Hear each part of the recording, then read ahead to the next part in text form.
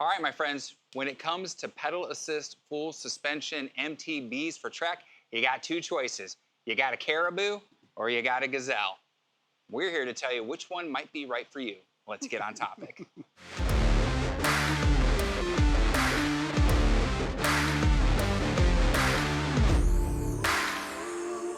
Hey everybody, it's Thomas with Get Out Arizona, and you are watching another great episode of Bike Showcase on Toolbox Topic. I'm joined once again by my co-host Brandon Van Leeuwen. Brandon, how the hell are you? I'm doing good. Nice. We already know how Brandon's weekend was because I asked him in the last episode, and we filmed 3 of these at a time, so what are you gonna do as far as that goes?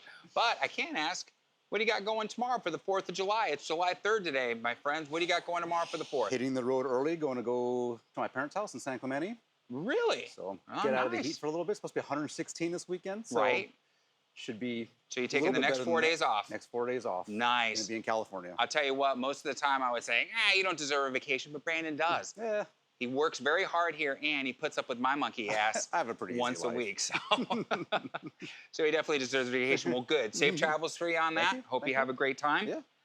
Now, let's get back to the fact that we're at Trek Bicycle Stores, West Phoenix. All right, it's where the cool kids hang out. This guy, friggin' traveling for 4th of July. I'm stuck at home working. Oh. And then there's me. Today, we are going to talk about pedal assist. Huge. Now, 4 years ago, when you said pedal assist, people were ready to go mono, okay? Now, some of the most vocal critics, riders, are now riding a pedal assist bike. Obi-Wan is now riding a pedal assist bike. Really? I tell you what, for that guy calling me a friggin' cheater all the time, look who's cheating now, my friend.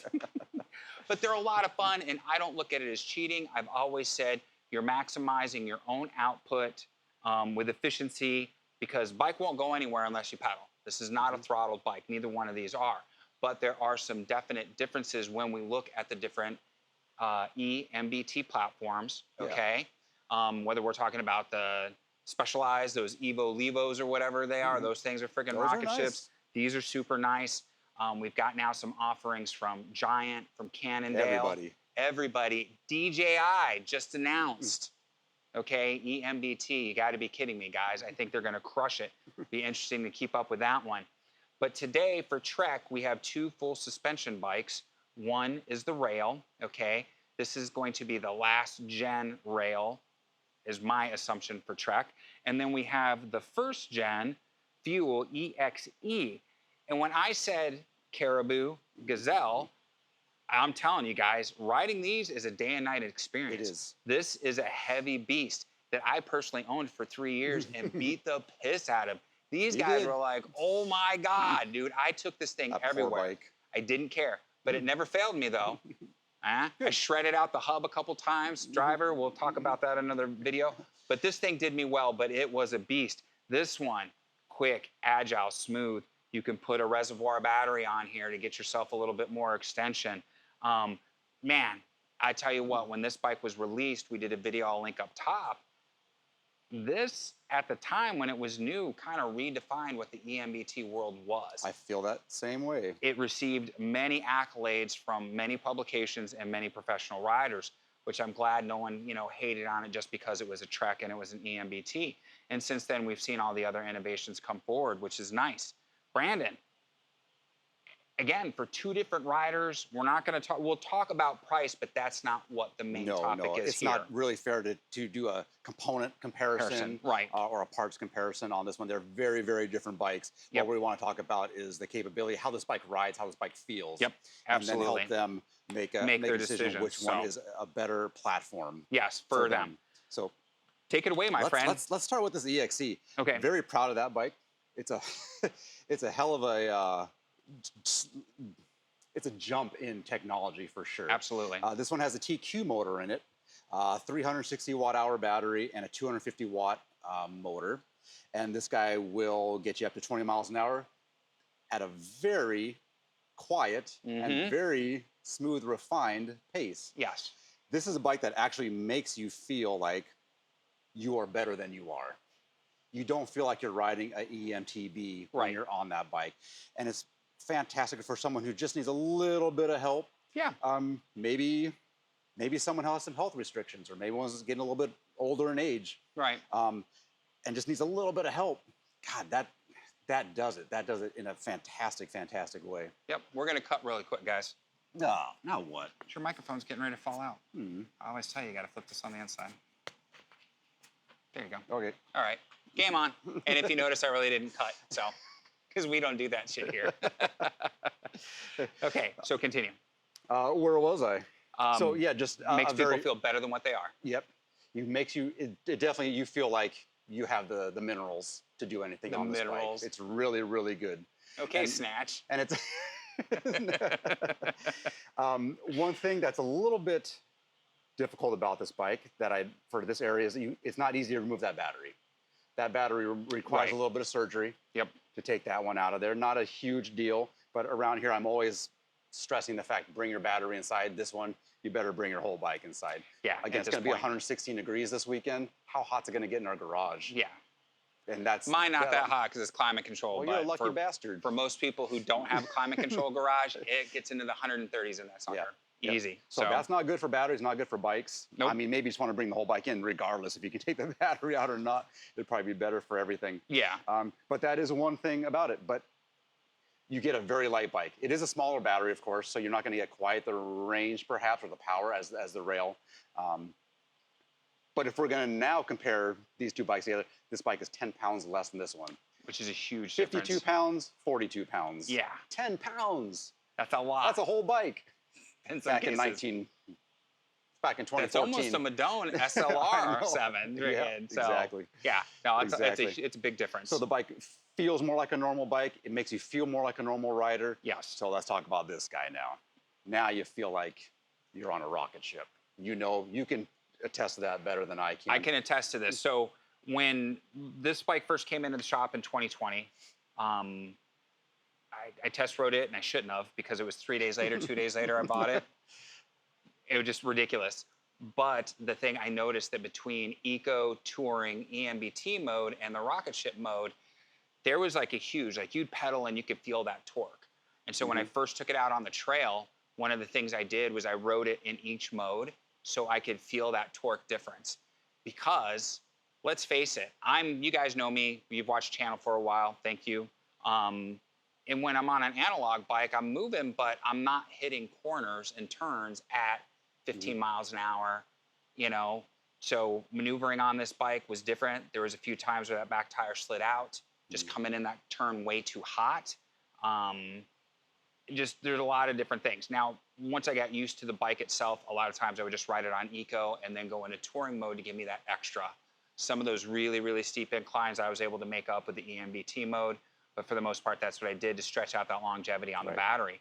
Now, I could say on this one, owning it for as long as I did, a good trail ride in Eco, switching it from Eco to touring mode, I would get right around 32 to 38 miles on average, depending on how much climbing I did, which for the size and weight of this bike, I thought was actually very good. Yeah, that is very good. It's a long ride. Yep. Now, on mixed surface, there was a few times where I actually rode this from my house in El Mirage to the White Tanks, did a trail ride in the White Tanks, and then rode back. And that was 62, 64 miles, depending on what route I took, using multiple modes on this, and still had battery when I got home. Cool. Yep. So this bike actually did very, very well in that regard. Rode it on the canals. I took this thing out everywhere. I took this thing on trails that, and again, here's where that 10 pounds comes, where I'm pushing it. I'm hiking, biking it, you know? Because again, for me, I just don't care. I bring it in, the guys are just like, oh my God, Thomas, yep, because I rode it like I stole it, like I do all my bikes. This thing just did not quit. It was a workhorse. And I will say this, Bosch was really good with coming up with firmware updates all the time. They really supported the motor on this. The app, didn't use it all that much. I thought the interface was clunky, but as a whole, the bike just did extremely, extremely well. I don't have any bad things to say other than the weight made it seem less agile at times on certain parts of the trail, where this one, again, really excels in that. This one I always knew I was on a pedal assist. This one, man, in eco mode, guys, you tend to forget you're on a pedal assist, and it's quiet. This one was actually really quiet. Yeah, this one still has that whine. When it's powering up, you hear that zzz, zzz, zzz. Yep. So you won't hear that on the TQ motor. No. But it's again, talking about the person. If you want something fun and fast, if you want something like more like a motorcycle, nothing bad about that. This guy. Yeah. It's 85 Newton meters on this guy. Huge battery too. Huge battery, 625 watt-hour battery. They're both 250 watt motors, but this one just has the. Now Trek did make a version of this that came with a 900 watt battery. The race motor. Yeah. On it, yeah. And that thing, again, depending on what you're looking for, guys, it's just you really have to decide what's the right bike for you. And then also, as you know, higher travel on this one. This one's a little longer, so it's a little more aggressive. 160, 150, 150, 140. So a Gazelle. Is that what you said? Yep, a Gazelle and a Caribou. Okay. Yeah, and a Caribou. Brandon wanted me to say moose, but I don't think caribous get enough credit when it comes to being big, bulky creatures, you know. Good coffee. Caribou. So, also known as reindeer, I believe, if I'm correct. So, there you go. But this ain't delivering presents on Christmas time, so. Go ahead. Yeah, again, this is just going to be down to rider style. Yep. What if someone wants to get out of it? You're not going to have an easy time with both of them. They're going to make you work for it. You're going to be tired at the end of your ride, maybe even more so, because if you're out there for a 32-mile ride, I might call it quits at 15 or 20. Right. If you're out there for 32, getting beat up and toting this thing around, you might even get more of a workout. Yeah. And maybe have more fun. You never know. I can tell you again, after it was close to 3.5 years, I sold it to my good friend Doug Jones, Canine Sergeant. He loves this thing, okay? And there's a lot to love, and this suits the type of riding that he's going to do. And I'm glad it went to a good home. But for the time that I own this bike, the motor, the battery, everything, it never let me down. The only mechanical failure I had was the hub, just torched it. And unfortunately, rock shock. Man, what was it? 5 weeks I owned it, and the shock broke. Remember that? Yeah. And they sent me the rebuild kit. Thank you, Rock Shock, for sending me the upgrade rebuild kit. Yep, they took care of it. But the bike itself never failed me. And as much as I think it would be fun to have one of these again, this will be my next full-time purchase probably for an EMBT. All right, a little bit different experience. A little bit different experience, and I like the fact that I could put the extra battery. I think the only way that I would buy another one of these is if Brandon could get me that 900-watt battery at a good price. And then we're talking, because now we're adding additional range. Because I don't ride this in rocket ship mode. This bike was to, you know, just like a cheater bar, you know, just give you a little bit more leverage. And so I always rode it in eco, you know, just so I can get the most workout for myself and the maximum mileage on this thing that I possibly could. But either way, now if we're talking about, again, riders and riding style and which one might be for you, I mean, we could talk price point right here. $42.99 for this bike. It's very well equipped. And this one is going to be $64.49. That one's very well equipped. That one's carbon, much better equipped than this one. It's a 9.7 and a 9 and a 7. So that's a. And that's why we're not doing like a price head-to-head. Now I can tell you that the one that I owned was the 9.7. It was the carbon fiber one. So it was a little bit more on the price point there. If you want to be nimble, quick, have that option. Take the water bottle cage, put the extra battery on there. Something where you're going to feel agile at any given moment and have power on tap, this is going to be the one for you. I firmly believe that. Again, I've referred to the fuel lineup as the Toyota Tacoma lineup for Trek. The rail is for someone who maybe they will ride it in EMBT mode most often or rocket ship mode. And I'm telling you guys, those you have to be careful because you get going quick. This is more adrenaline. The corners come up really fast and there was a few thuds. 20 miles an hour on a mountain bike on the trail, joke, that's fast. Yeah. And both of them will do 20 easily. Yep, easily. That's fast. But this one's gonna just kind of rip through that, and it's built like a tank, okay?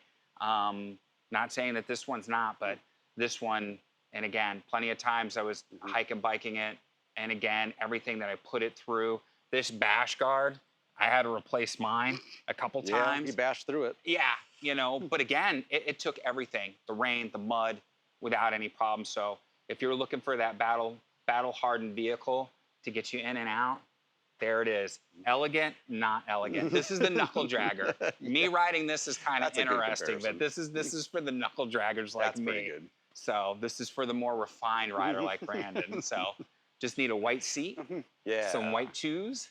He's in business. So, That's right. all right. Anything else you want to add on this one, Brandon? Nope. Hopefully that's. I mean, I know I kind of took it over, but having direct No. experience with it, I mean, By just all one of means. those things. Yeah, You know, they're absolutely. both great bikes. And again, my hat's off to Bosch for continuing to support this through firmware updates. It's a big deal. Any company can produce a product, and I don't care what that product is. It's how they support it on the back end after the purchase that I think is the biggest difference. And they did really good. And after 3 years, you know, when we noticed a little bit of diminished percentage on the battery, they stepped up and replaced the battery too, guys. So again, all around, they did a good job. It was a great experience on that bike. So, and if Brandon doesn't have anything else to say, we're going to close out. Like, subscribe, bell notification icon. Helps out the channel, helps out the video. There's going to be some links down below. Trek Bicycle Stores of West Phoenix is the most important link. If you have any questions about today's video, you can always ask down below, okay? If not, you can follow the link. Call Brandon and his team. They're eager to help you. Not just willing, eager to help you, okay? I want to emphasize that. But make sure you're asking questions about bikes. And try to remember, I don't work here, guys. I'd love to, but I don't. So don't ask for me. I'll do you no good. You can ask for me down in the comments below. Instagram, Facebook, TikTok, the devil's work. It's needed. Gets the word out about Get Out Arizona. We love it when you guys show us some love there. Group rides, group hikes. It's a whole lot of fun. The other links are affiliate links. Help us out. Doesn't cost you any, but it gives us a small commission, and it helps out with park passes, gas money, and coffee money. The other trifecta we enjoy so much here at Get Out Arizona. So on that note, my friends, what do we always say? Be kind to yourself and others. Be amazing stewards out on that trail, whether you're analog or E. All right? Got to do it. And we have to ask, what are you waiting for? Get Out Arizona. All right. We'll see you on that next adventure. Take care, everybody. Brandon, we'll see you next week. Arrivederci.